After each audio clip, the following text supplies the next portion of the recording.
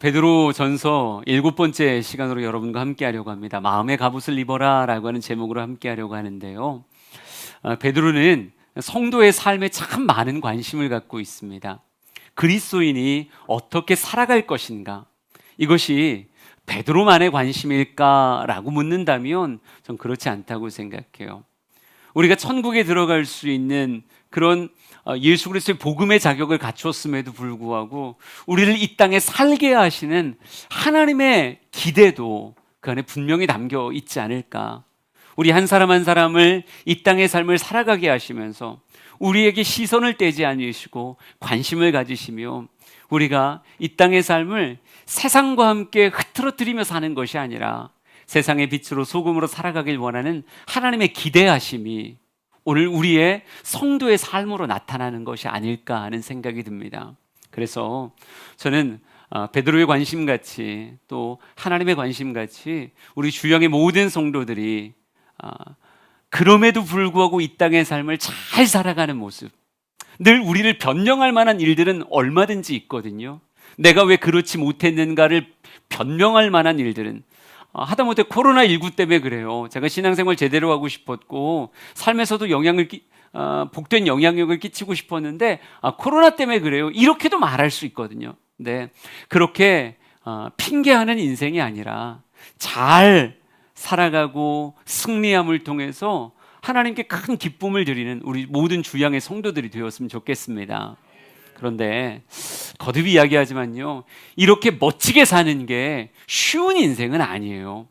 가치 있게 산다? 굉장히 아름다운 거지만 그렇게 살아가기 위해서는 내 삶이 지불해야 되는 대가는 분명히 있다라고 하는 거예요.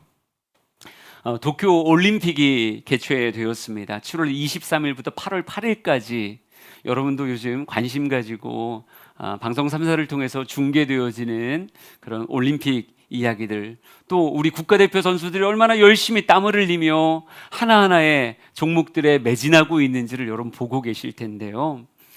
한번 생각해 보자고요.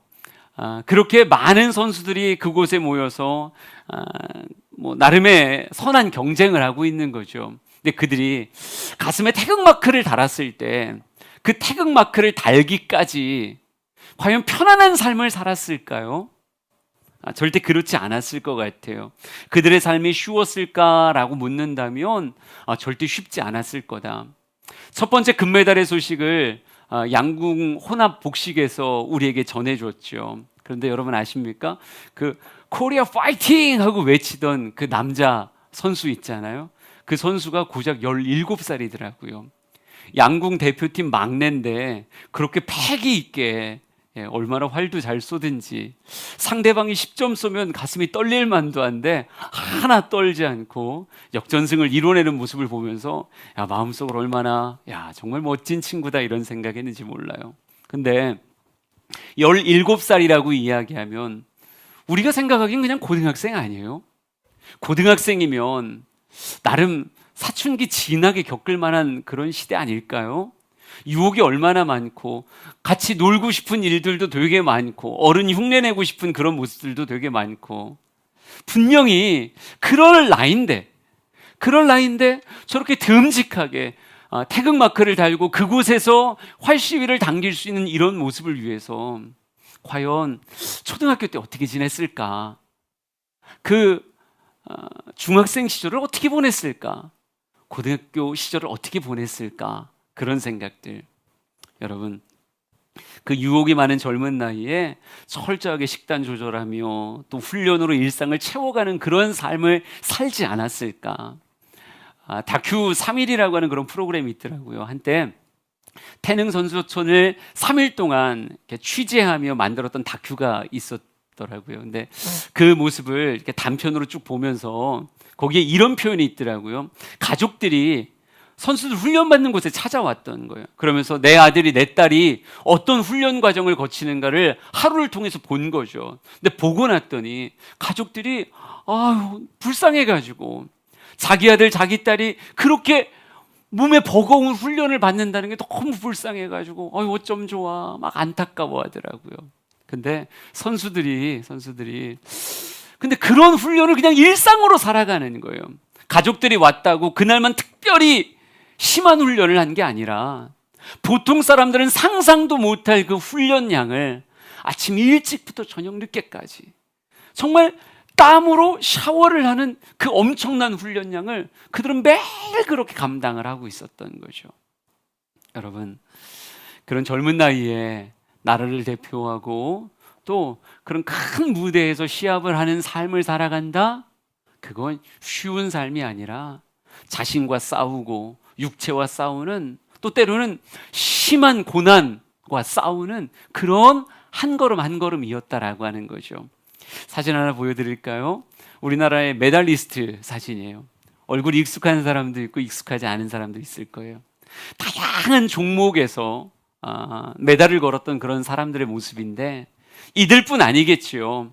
우리가 전통적으로 잘하는 그런 종목의 선수들도 있지만 우리에겐 되게 낯선, 하지만 그들도 대표 선수가 되기 위해서 보여줬던 사람들이나 그러지 않았던 사람들이나 공통적으로 그들의 삶을 이렇게 표현할 수 있어요. 고난을 감내했던 삶이다. 참 유혹 많은 시절이었을 텐데 그 혈기왕성한 젊은 나이에 고난을 감내했던 삶이 저렇게 빛나는 모습을 만든 것이다.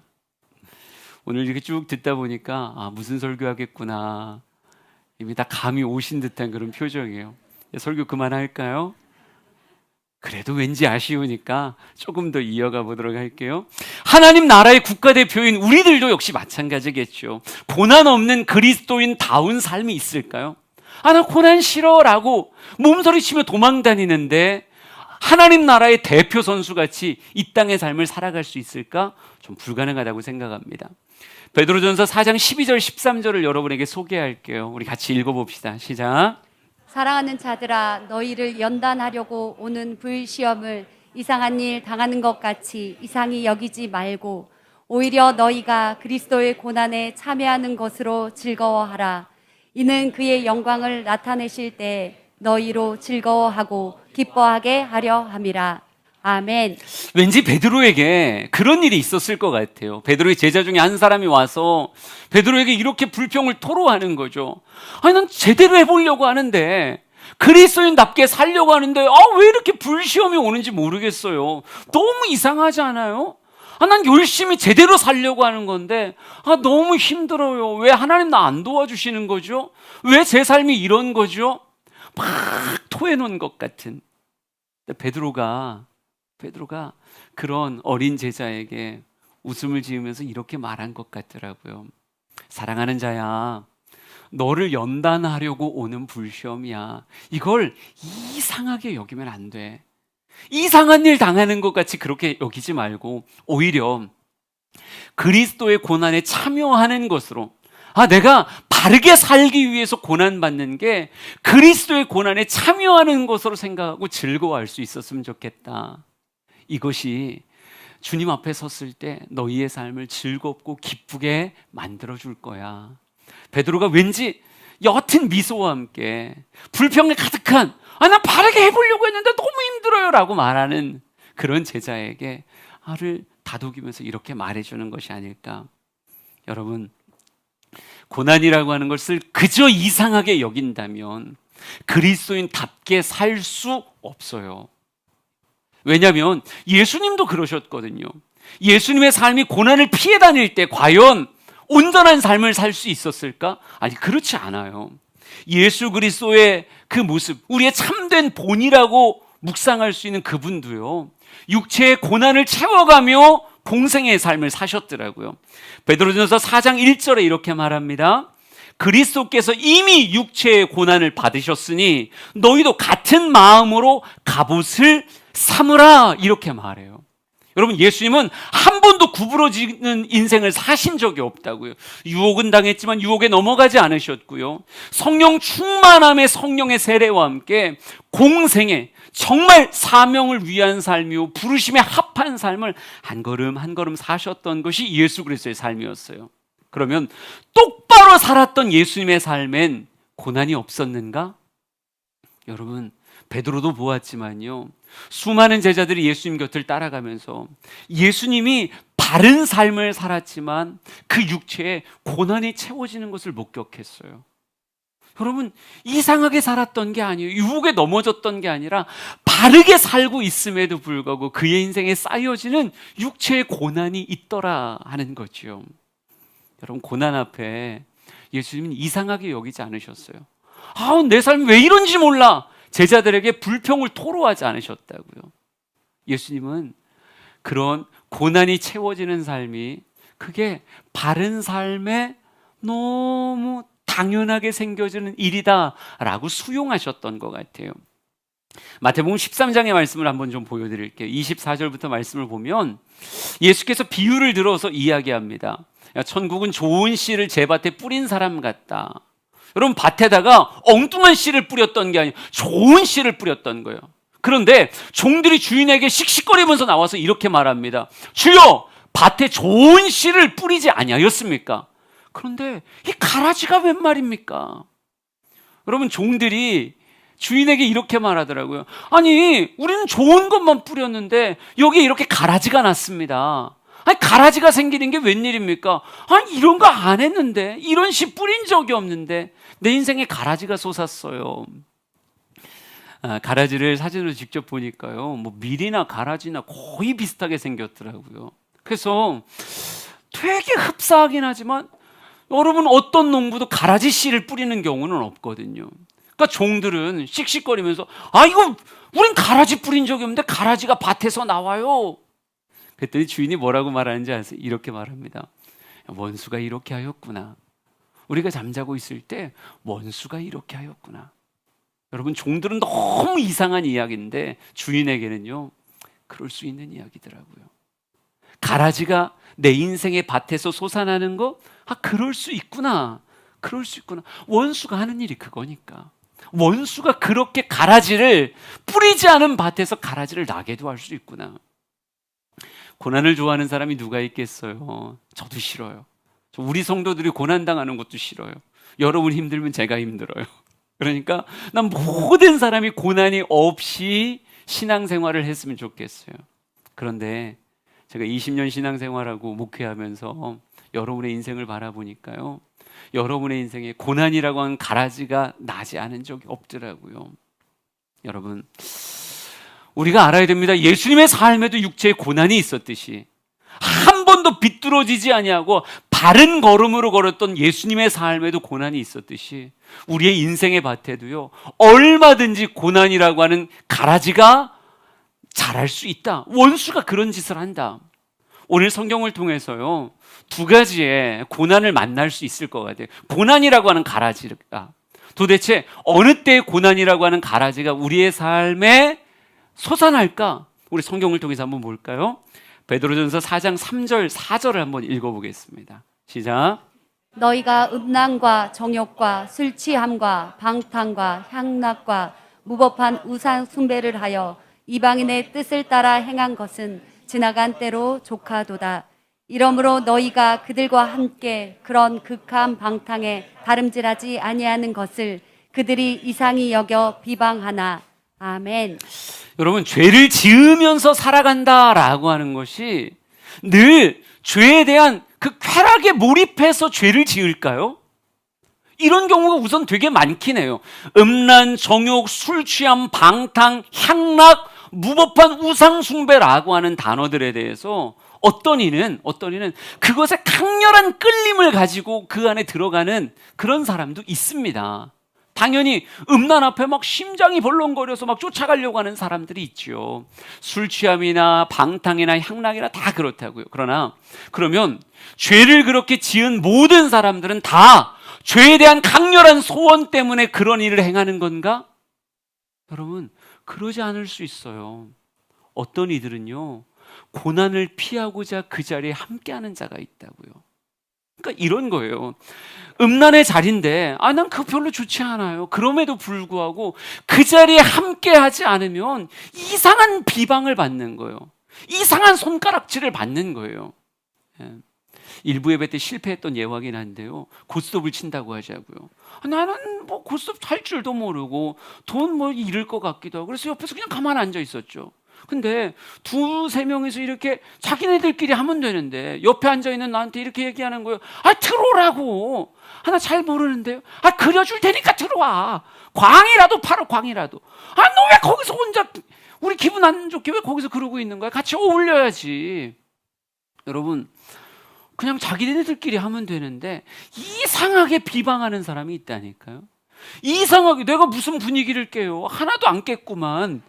분위기 깼다고 뭐라고 하고 같이 동참하라고 같이 하라고 은근히 고난이라고 하는 것이 우리의 삶을 뒤감을 때가 있다는 거죠. 그러니까 내가 그걸 하고 싶어서 그 자리에 같이 동참하는 게 아니라 그 고난이라고 하는 상황이 내게 닥치는 것이 그게 부담스러워서 그저 그 자리에 같이 들어가 주는. 그러니까 사단은 죄를 짓게 하기 위해서 고난도 사용할 줄 알더라고요. 그러니까 내 삶이 죄를 짓게, 음란, 정욕, 술 취함, 방탕, 향락이라고 하는 것에 같이 동참시키기 위해서 나를 도망가지 못하도록 고난이라고 하는 것으로 나를 애울 때가 있다라고 하는 거죠. 여러분, 죄를 원해서가 아니라 고난을 피하려고 죄의 자리에 함께하는 사람이 있을 수 있어요. 창세기 39장 10절부터 20절까지의 말씀을 잠깐 보여드릴게요. 여러분 잘 아는 보디발의 처가 자꾸 요셉에게 눈짓해요. 우리 같이 동침하자고, 난 당신 너무 좋다고 자꾸 찡긋찡긋거리고 막 그래요. 근데 요셉이 받아줬어요? 안 받아줬죠. 안 받아주고 막 쳐다도 안 보고 옷을 잡고 있으면 막 옷을 벗어 제치고 도망가고 막 이러는 거예요. 여러분 19절 20절만 한번 읽어볼까요? 어떤 일이 벌어졌는지 읽어봅시다. 시작. 그의 주인이 자기 아내가 자기에게 이르기를 당신의 종이 내게 이같이 행하였다 하는 말을 듣고 심히 노한지라. 이에 요셉의 주인이 그를 잡아 옥에 가두니 그 옥은 왕의 죄수를 가두는 곳이었더라. 요셉이 옥에 갇혔으나. 아멘. 여러분 우리 생각해 보자고요.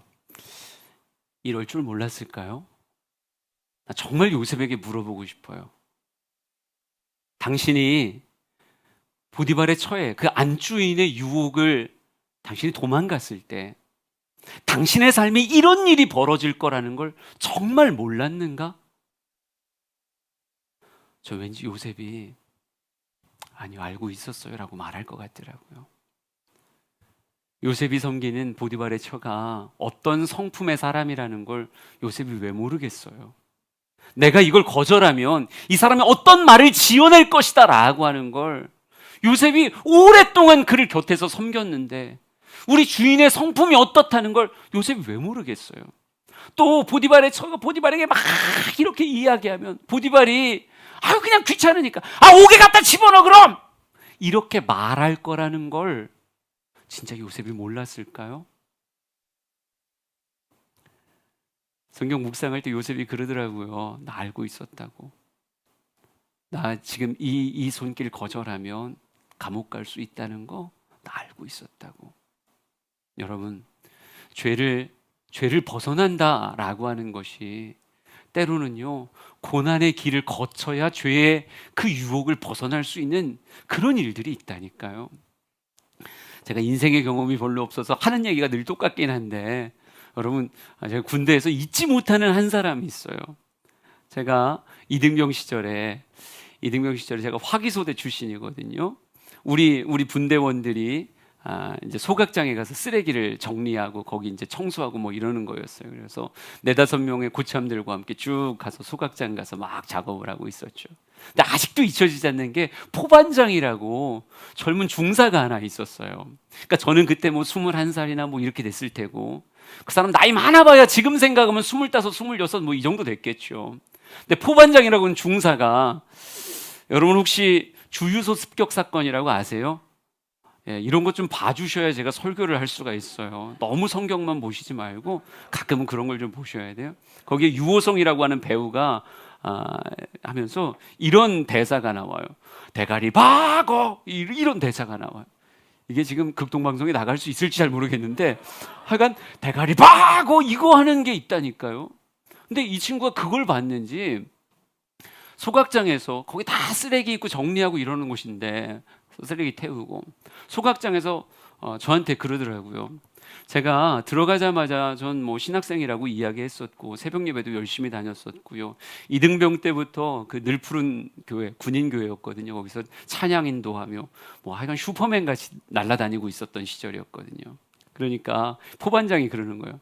야, 박형민, 이병 박형민 그랬더니 이렇게 얘기하더라고요. 야, 담배 필래 안 필래? 이병 박형민 안 피겠습니다. 그랬더니 그분이 너무 재밌으면서 이렇게 하더라고요. 그 위에 대가리 박어. 저 바로 윗꼬참 머리 박으라는 거예요. 그래서 한 명이 머리를 박았죠. 그랬더니 또 묻는 거예요. 형민아, 담배 필래 안 필래? 이병 박형민 안 피겠습니다. 그 위에 대가리 박어. 너무 신났더라고요. 난 그 표정이 아직도 잊혀지지가 않아요.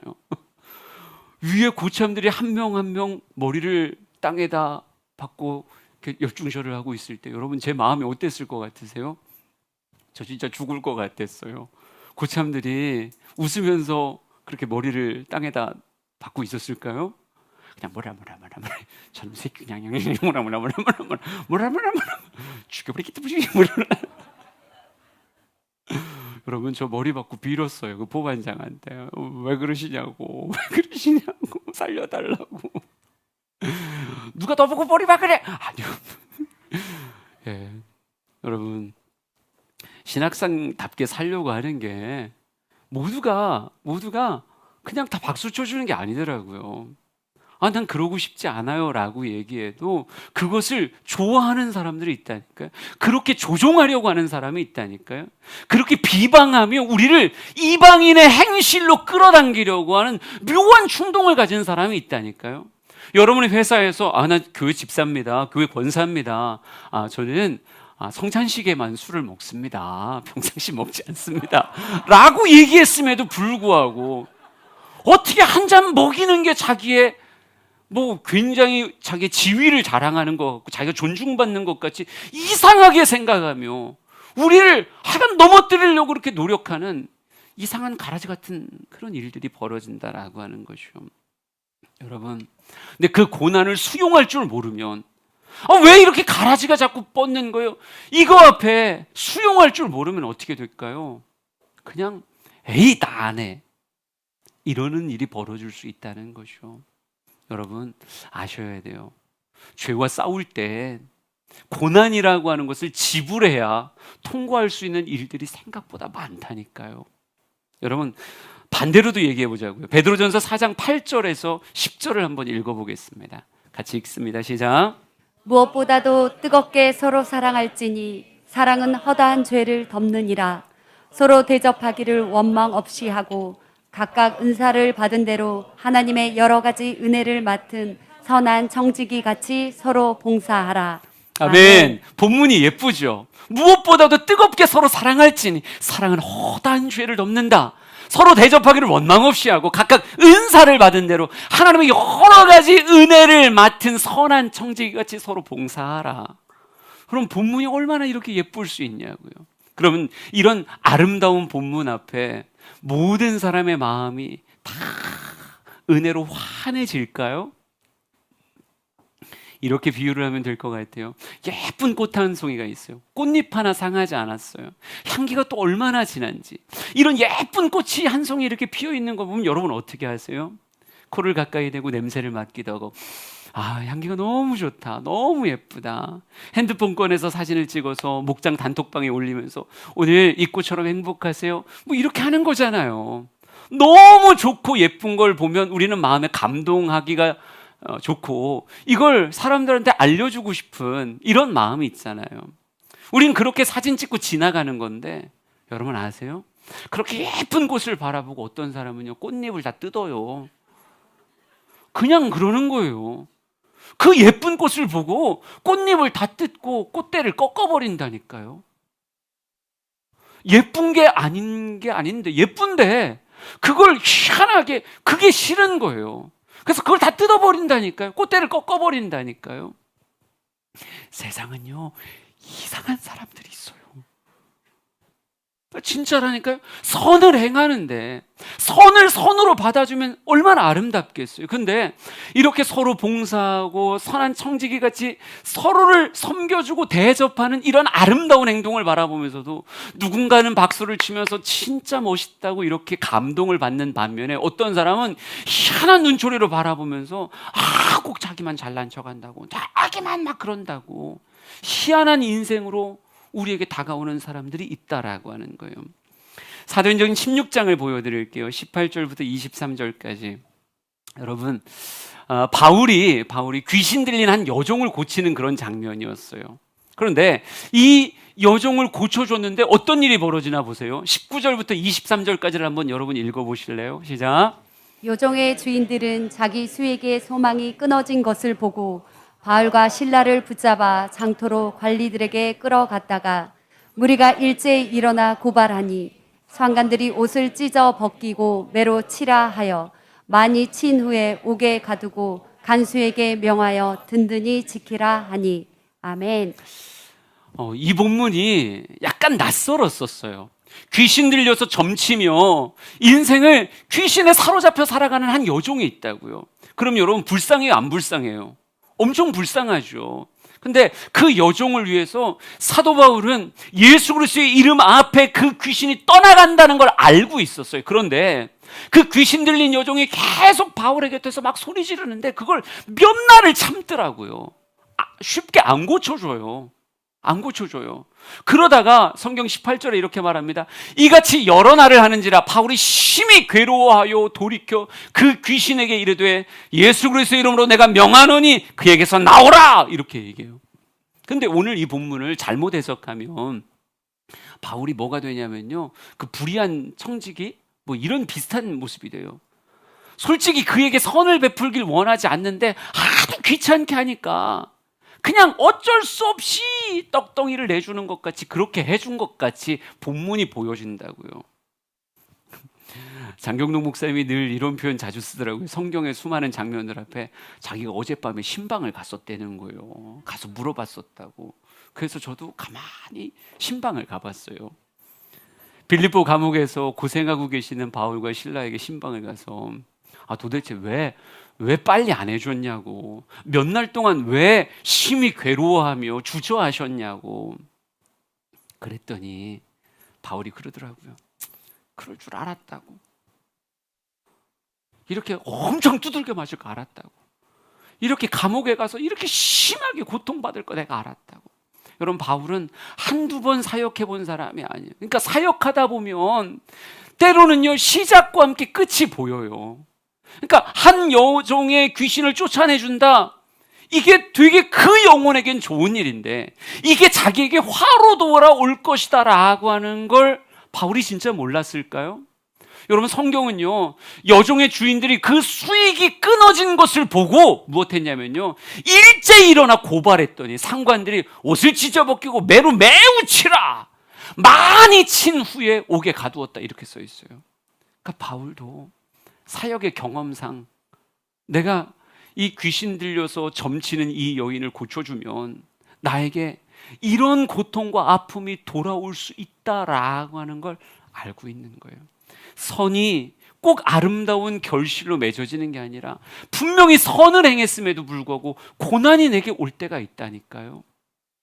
여러분, 이게 우리를 주저하게 만드는 거예요. 고난이 힘드니까요. 대전에 나눔의 집이라고 하는 노숙인들에게 식사를 봉사하는 이런 단체가 있습니다. 노숙인의 식사를 섬기고 독거노인들의 식사를 섬겨요. 지금 사진에서 보듯이 대전에서 활동하는 그런 나눔의 집이라고 하는 음식을 공개하는 그런 단체입니다. 저희 교회에서도 정기적으로 후원하며 그래도 계속 노숙인들에게 밥이 제공될 수 있도록 나름 정기적으로 돕고 있는데요. 이곳에서도 한번 생각해 보세요. 이거 선하고 아름다운 일이잖아요.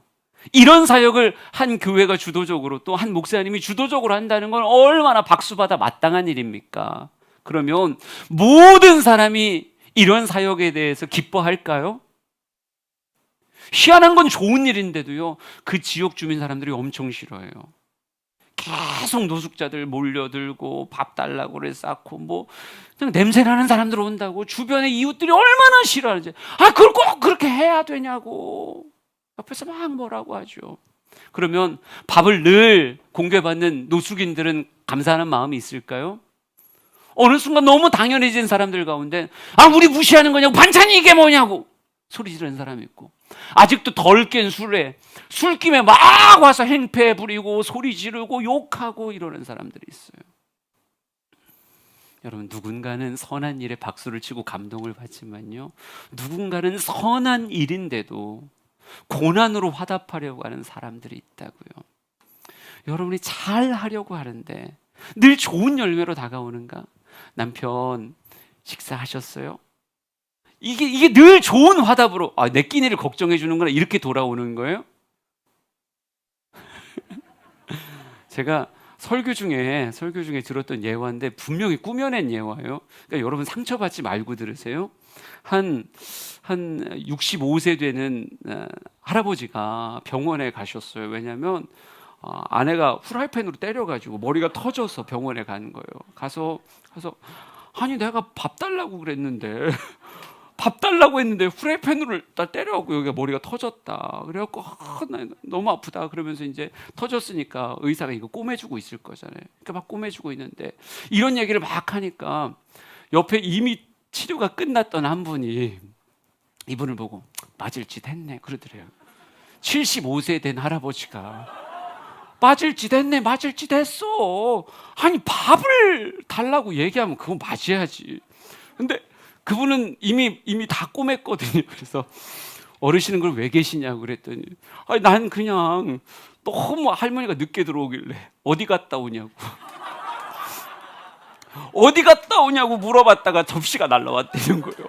접시가 날라와서 여기 깨졌다는 거예요. 그래갖고 난 그냥 걱정돼서 늦게 들어오길래 그냥 얘기했을 뿐인데 내가 당신한테 허락받고 다녀야 되냐고. 그랬더니 접시를 던져가지고 여기가 터졌다는 거예요. 그랬더니 85대 할아버지가 이미 입원하고 계셨던 할아버지가 빠질 짓 했네. 어찌 그런 걸 물어봐. 그래갖고 어르신은 왜 그랬어요? 난 이유가 없었다고. 나 이유 없이 맞아갖고 왔다고 그러시는 거예요. 아니 그래도 뭔가 이유가 있지 않았겠냐고. 다 예상하시는 거죠. 아침에 눈 떴다고 때렸다는 거예요. 굳이 이유를 찾자면. 여러분, 인생이라고 하는 것이요, 이게 희한할 때가 많다니까요. 그냥 바른 길을 걷고 있는 건데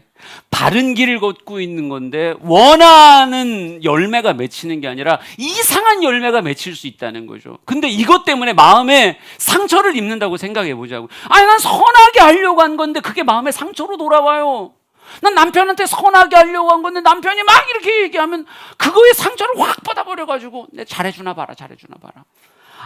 아이들한테 한마디 했는 건데 사랑해서 이야기한 건데 사랑으로 화답하지 않고 또 잔소리 한다고 그거에 훅 상처를 받아하고 다시는 내가 너한테 좋은 얘기 안 한다. 내가. 여러분, 무엇하고 있는 거예요? 마음이 너무 벌거숭인 거예요. 고난이라고 하는 것이 죄를 피하기 위하여서라고 하는 정결한 삶에도 때로는 고난이 맺어지기도 하고, 선을 행하려고 함에도 고난이 맺어지기도 하는데, 고난이 맺어진다는 사실 자체, 왜 가라지가 생기는 거냐고. 나 농사 안 한다고. 난 가라지 뿌린 적이 없는데 가라지가 생긴다고. 이렇게 대하면 어찌 농사를 끝까지 지을 수 있겠어요? 그럴 수 있어. 그런 일이 벌어질 수 있어. 원수들이 와서 뿌렸나 보지. 전쟁을 벌거숭이로 나가면 어떻게 하겠습니까? 에베소서 6장 11절부터 13절을 한번 읽어볼까요? 시작. 마귀의 관계를 능히 대적하기 위하여 하나님의 전신갑주를 입으라. 우리의 씨름은 혈과 육을 상대하는 것이 아니요 통치자들과 권세들과 이 어둠의 세상 주관자들과 하늘에 있는 악의 영들을 상대함이라. 그러므로 하나님의 전신갑주를 취하라.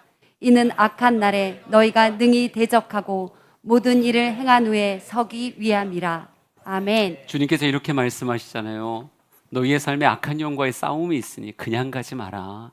전신갑주 입고 가라. 너희의 삶에 능히 대적하고 모든 일을 감당하려면 그냥 가면 안 되고 하나님의 전신갑주를 입어야 된다. 여러분, 당연히 무장하고 나가야 돼요. 오늘 성경은 우리에게 마음의 갑옷을 입으라라고 말하더라고요. 예수 그리스도께서 고난이라고 하는 것을 인정하는 마음의 갑옷, 성령 충만해서 한 걸음을 걸어도 고난이 내 삶에 다가올 수 있다라고 하는 걸 인정하는 마음의 갑옷을 입고, 그럼에도 불구하고 고난을 이겨나가며 그 한 걸음을 걸었듯이 예수가 그러했듯 너도 그러해야 된다는 거죠. 우리들도 그런 마음의 갑옷을 입고 일상의 삶을 살아갈 수 있어야 된다는 거죠. 베드로전서 4장 12절 13절을 다시 읽어봅시다. 같이 읽어볼게요. 시작. 사랑하는 자들아, 너희를 연단하려고 오는 불시험을 이상한 일 당하는 것 같이 이상히 여기지 말고 오히려 너희가 그리스도의 고난에 참여하는 것으로 즐거워하라. 이는 그의 영광을 나타내실 때 너희로 즐거워하고 기뻐하게 하려 함이라. 아멘. 이상한 일 당하는 것 같이 이상히 여기지 말라. 너희를 연단하기 위한 하나님의 큰 뜻 안에서 때로는 연단을 위해서 이상한 것 같은 고난, 불시험이 다가오기도 하지만, 그러나 사람의 시각에 이상한 거지. 아니야, 그럴 수 있는 거야. 그럴 수 있는 거야. 그걸 무엇하라는 거예요? 수용하라는 거죠. 고난이라고 하는 단어 자체가 그리스도인다운 삶을 살아감에 있어서 내 삶에 맺어줄 수 있다는 걸 인정해 주라 하는 거예요. 저는 우리 사랑하는 성도들이 인생을 그저 갑옷 입지 않고 벌거숭이로 살다가 이렇게 저렇게 상처받고 혼자 제풀에 쓰러지는 사람이 아니라, 원래 전쟁터에서는 화살 날라오는 거지, 원래 전쟁터 같은 인생에선 그런 일이 벌어지는 거지. 마음의 갑옷을 든든하게 입고, 그럼에도 불구하고 죄와 싸우고, 그럼에도 불구하고 선을 행할 줄 아는 그런 수준 높은 신앙생활을 했으면 좋겠어요. 자그만 고난 앞에 화들짝 놀라서 난 그럼 이런 거 안 할 거예요, 이렇게 말하지 말고, 때로는 몰라주고 때로는 고난이라고 하는 열매, 가라지가 인생에 생겨도 그럴 수 있지. 원래 의인의 삶, 성령 충만한 자의 삶에 이런 고난 맺어줄 수 있지. 나 그래도 죄와 싸울 거야. 고난을 받아도 죄와 싸울 거고, 나 그래도 선을 행할 거야. 고난을 받아도 선을 행할 거야. 우리 사랑하는 성도들이 마음의 갑옷을 든든히 입고 걸어갈 수 있었으면 좋겠습니다. 여러분, 이런 삶을 누가 기뻐하는가? 베드로전서 4장 14절 말씀 볼까요? 마지막입니다. 같이 읽습니다. 시작. 너희가 그리스도의 이름으로 치욕을 당하면 복 있는 자로다. 영광의 영 곧 하나님의 영이 너희 위에 계심이라. 아멘. 여러분, 우리 선수들이 활시를 당길 때 여러분 떨리지 않았어요? 그가 코리아 파이팅이라고 이야기할 때 여러분들 막 심장이 울컥거리며 잘해라, 잘해라, 이런 응원의 마음이 있지 않았어요? 관중석은 비어 있지만 무관중 경기로 열리긴 하지만, 그럼에도 불구하고 우리 온 국민이 같은 마음 가지고 잘해라, 정말 멋지게 이겨내라, 이런 마음 있지 않으셨어요? 여러분, 그리스도인답게 고난을 이겨가며 한 걸음 한 걸음 걸어갈 때요, 하나님의 마음이 거룩히 흥분되세요. 내가 너와 함께 하리라, 내가 너희의 위에 있으리라, 그리고 고난보다 더 큰 복을 내가 너에게 줄 것이다.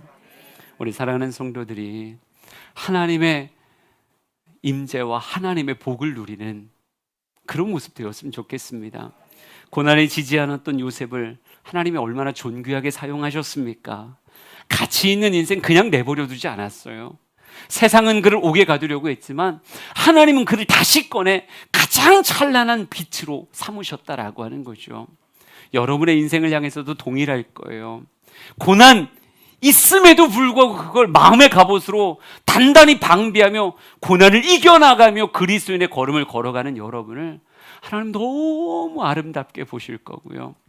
내가 너를 하늘의 별과 같이 수많은 사람들에게 빛을 비추는 인생으로 내가 너를 사용하리라. 우리 사랑하는 성도들이 어둠에 지지 않았으면 좋겠고요. 빛을 비추는, 진짜 하나님이 이 땅을 바라볼 때 추수날의 얼음 냉수 같다. 요즘 자결하는 이 태양 앞에 얼음물이 얼마나 시원해요. 여러분을 바라보는 주님의 마음이 그랬으면 좋겠어요. 추수날의 얼음 냉수 같다. 내가 널 보니 너무 시원하고 좋다. 어둠에 지지 않고 빛으로 이 땅의 삶을 살아가는 우리 모든 주양의 성도되길 간절히 소망합니다.